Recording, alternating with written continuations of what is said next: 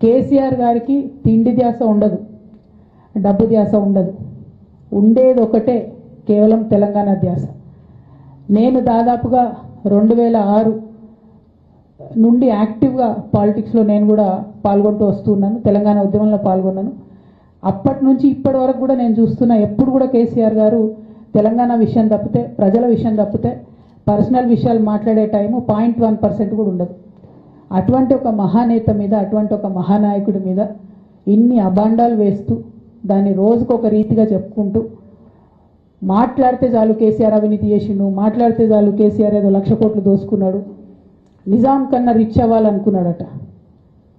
డెఫినెట్గా నిజాం బాటలోనే నడుస్తాం.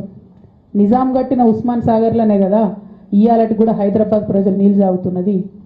ఆ నిజాం ఆదర్శం, ఆ నిజాం స్ఫూర్తి అని కేసీఆర్ గారు చాలా సందర్భాలలో చెప్పారు.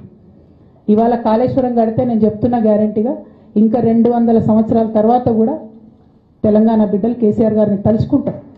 అటువంటి గొప్ప ప్రాజెక్టు కాళేశ్వరం ప్రాజెక్టు.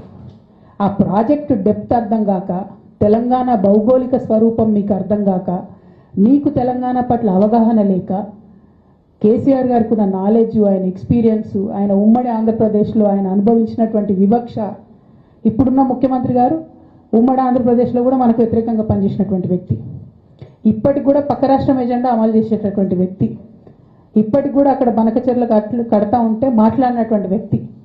అటువంటి వ్యక్తి నిన్న పొద్దు నుండి సాయంత్రం వరకు అసెంబ్లీలో